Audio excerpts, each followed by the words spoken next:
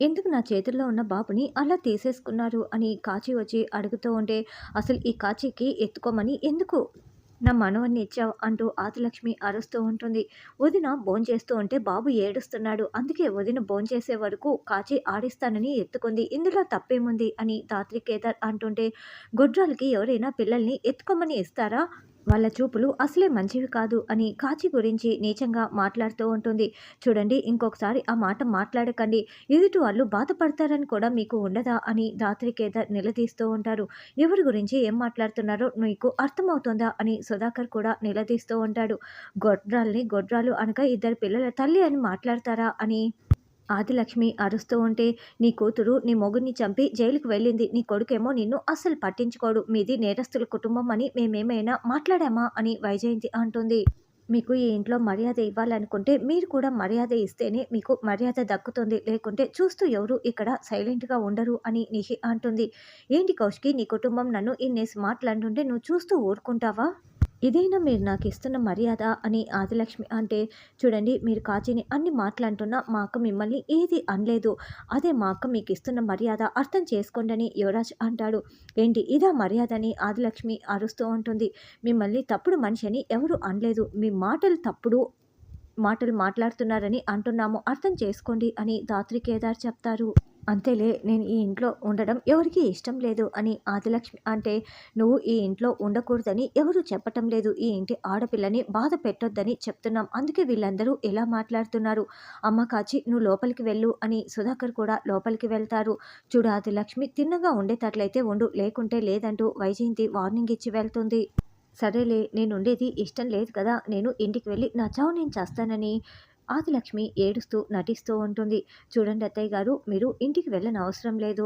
Please, మీకు నేను చూపిస్తాను. సురేష్ వచ్చే వరకు ఏ గొడవ పెట్టుకోకుండా ఇక్కడే ఉండండి అంటూ కౌశికి చెప్తుంది. సరేనంటూ ఆదిలక్ష్మి గదిలోకి వెళ్తుంది. ఏయ్ కౌశికి, నీ మీదికి వస్తే నీ ఫ్యామిలీ అంతా నీకు సపోర్ట్ చేస్తున్నారు కదా! కలిసి ఉంటే కలదు సుఖం అన్నట్లుగా మీరంతా ఒక్కటిగా ఉన్నారు కదా! చూడు, మిమ్మల్ని అందరినీ ఎలా విడగొడతానో, నేను అనుకున్నది సాధిస్తాను అని ఆదిలక్ష్మి అనుకుంటూ ఉంటుంది. తర్వాత సాధునాయక్ దగ్గర నుంచి ఫోన్ కాల్ రావడంతో ధాత్రి కేదార్ పరుగులు పెడుతూ బయటికి వచ్చి, జై హింద్, చెప్పండి సార్ అని మాట్లాడుతూ ఉంటారు. బ్యాడ్ న్యూస్ జేడీ అని సాధునాయక్ చెప్పగానే, ఏంటి మీనన్ జైలు నుంచి తప్పించుకున్నాడా అని ధాత్రి అంటుంది.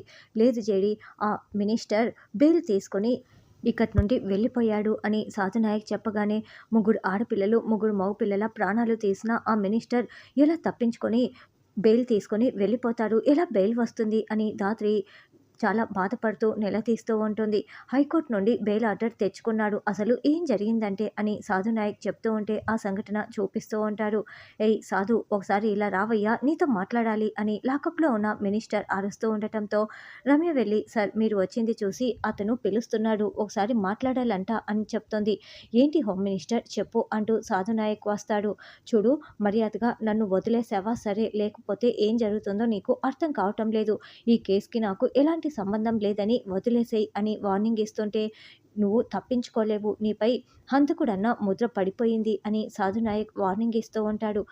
అప్పుడే హోమ్ మినిస్టర్ కొడుకు బెయిల్ పేపర్స్‌తో అక్కడికి వస్తాడు. ఏంటి సాధు, మా నాన్న కోసం పనిచేస్తుంది ఆ జేడీ మా నాన్నని ఏమీ చేయలేదు. ఇదిగో నేను బెయిల్ పేపర్స్ తీసుకొచ్చాను హైకోర్ట్ నుండి.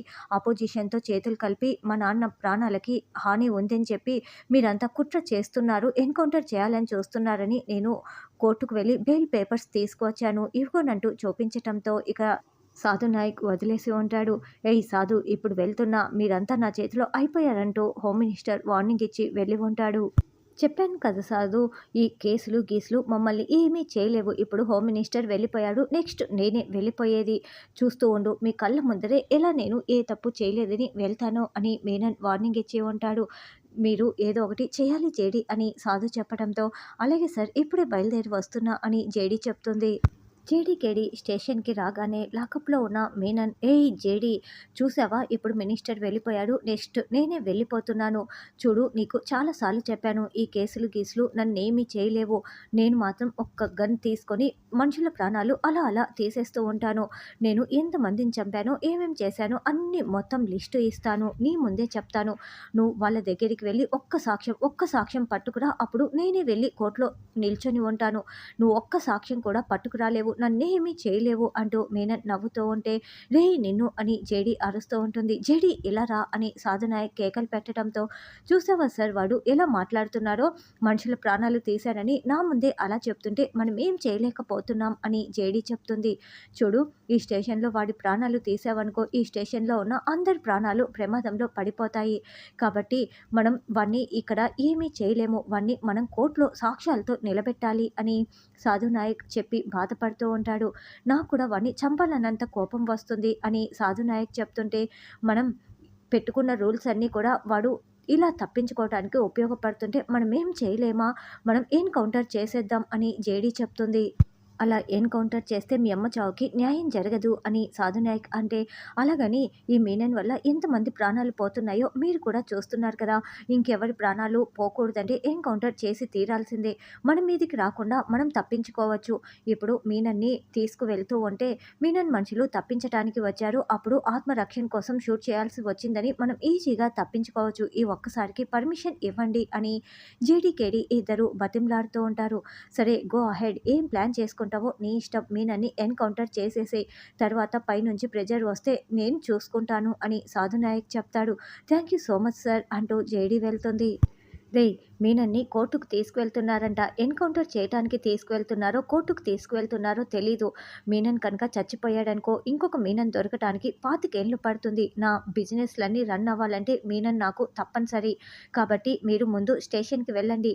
మీనన్ ఆ జేడీ ఇద్దరు స్టేషన్ నుంచి అడుగు బయట పెట్టకూడదు, అడ్డు వచ్చిన వాళ్ళనందరినీ చంపేసి మీనన్ని కాపాడి తీసుకురండి అని హోమ్ మినిస్టర్ రౌడీలకి చెప్పడంతో అలాగేనని రౌడీలు వెళ్తూ ఉంటారు. జేడీకేడీ బేడీలు తీసుకొని లాకప్లో ఉన్న మీనన్కి వేస్తూ ఉంటారు. ఏంటి జేడీ నవ్వుతున్నావు, నువ్వేం ప్లాన్ చేసావని మీనన్ అడుగుతూ ఉంటే, నేనేం ప్లాన్ చేశానో నీకే అర్థమవుతుంది కదా, నీలా ముందే చెప్పి నేను సస్పెన్స్ లేకుండా చేయను, ఇప్పుడు మనం కోర్టుకు వెళ్తున్నాం అని జేడీ చెప్తుంది. బయట మీడియా వాళ్ళు రెడీగా ఉంటారు. ఇక మీడియాని చూసేసిన మీనన్, ఏంటి జేడీ నువ్వు నన్ను ఫేక్ ఎన్కౌంటర్ చేస్తున్నావు కదా అని నాకు అర్థమైపోయింది, డీల్ మాట్లాడుకుందాం, నువ్వు నన్ను చంపొద్దని మీనన్ బతిమలాడుతూ ఉంటాడు. ఏంటి జేడీ గురించి ఇన్ని రోజుల నుంచి నువ్వు తెలుసుకున్నది ఇదేనా, నీలాంటి వాళ్ళతో జేడీ అసలు మాట్లాడదని కూడా నీకు అర్థం కావటం లేదా అని కేదార్ అంటాడు. ప్లీజ్ జేడీ నన్ను చంపొద్దంటూ మీనన్ బతిమలాడుతూ ఉంటే, చూడండి కోర్టుకు తీసుకువెళ్తున్నాం అని మీడియాకి చెప్పి జేడీ మీనన్ని తీసుకువెళ్తూ ఉంటుంది. అప్పుడే రౌడీలు ముఖాలకు మాస్కులు పెట్టుకొని స్టేషన్ బయట మీనన్ కోసమే వెయిట్ చేస్తూ ఉంటాడు. మినిస్టర్కి ఎలా బెయిల్ వచ్చింది మేడం అని మీడియా వాళ్ళు జేడీని అడుగుతూ ఉంటే, చూడండి అవన్నీ తర్వాత మాట్లాడుకుందాం, ఇప్పుడు మీనన్ని కోర్టుకు తీసుకువెళ్తున్నాం అని జేడీకేడీ మీనన్ని తీసుకొని బయటికి రాగానే మాస్కులు పెట్టుకున్న రౌడీలు అక్కడికి వచ్చి పోలీసులందరినీ కొట్టి వీళ్ళకి రివాల్వర్లని గురి పెట్టేస్తారు. ఏయ్, మీరు అడుగు ముందుకేశారు మీ ప్రాణాలు పోతాయి, మర్యాదగా మాతో పాటి మీనన్ని పంపించండి అని వాళ్ళు రివాల్వర్లని గురిపెట్టి ఉంటారు. చూసావా, మీరు నన్ను ఏమీ చేయలేరని చెప్పానా, చూడు నా కోసం మా వాళ్ళు ఎలా వచ్చారో అని మీనన్ నవ్వుతూ ఉంటాడు. జేడీ ఏదో ఒకటి చెయ్యి అని సాధునాయక్ చెప్పడంతో, అడుగు ముందుకేస్తే మీ అందరి ప్రాణాలు పోతాయి, జేడీ ఏం చేస్తుందని మీనన్ వెకిలి నవ్వులు నవ్వుతూ ఉంటారు. అప్పుడే జేడీకేడీ రౌడీలపై విరుచుకుపడిపోతారు. జేడీకేడీ రౌడీలందరినీ కుమ్మేస్తూ ఉంటే సాధునాయక్ కిరణ్ రమ్యతో, ఇంతకీ మీనన్ ఎక్కడా అని అడుగుతూ ఉంటారు. ఇందాక ఎవరో మాస్కులు పెట్టుకొని వచ్చి మీనన్ని తీసుకువెళ్ళిపోయారు సార్, మేము కాపాడలేకపోయాము, రక్షించలేకపోయాము అని రమ్య చెప్తుంది. మీనన్ని కిరణ్ రమ్య తీసుకువస్తూ ఉంటే ఇద్దరు మాస్కులు పెట్టుకొని వీళ్ళని కొట్టేసి తీసుకువెళ్ళిపోయి ఉంటారు. ఇక మీనన్ కారులో వెళ్తూ ఉంటారు. ఏయ్, మిమ్మల్ని పంపించింది హోమ్ మినిస్టరే కదా, ఆ జేడీ నన్నేం చేయలేదని చెప్పాను కదా, తీయండి నా చేతులకి బేడీలను తీయండి అని కారులో కూర్చున్న మీనన్ నవ్వుతూ ఉంటే వెంటనే మాస్క్ పెట్టుకున్న జేడీ కీస్తో బేడీల్ని తీస్తూ ఉంటుంది. ఏయ్, ఈ బేడీలకి జేడీ దగ్గర కదా ఉండాలి, కీ ఎక్కడిది అంటే నువ్వు హోమ్ మినిస్టర్ మనిషివి కాదా అని మాస్క్ పెట్టుకున్న జేడీని మీనన్ షాకింగ్గా అడుగుతూ ఉంటే, అవును జేడీ దగ్గరే కీ ఉంది, ఎందుకంటే నేను జేడీనే కాబట్టి, వచ్చింది హోమ్ మినిస్టర్ మనుషులే కానీ మాస్కులు పెట్టుకొని వాళ్ళని తప్పుదారి పట్టించి నిన్ను ఇలా ఇక్కడికి తీసుకొచ్చేలా నేనే ప్లాన్ చేశాను, అసలు హోమ్ మినిస్టర్ మనుషులు అక్కడికి వచ్చేలా నేనే ప్లాన్ చేశాను అని జేడీ ట్విస్ట్ ఇవ్వటంతో, ఇప్పుడు నువ్వు నన్ను చంపేస్తావా అని మీనన్ టెన్షన్ పడుతూ ఉంటాడు.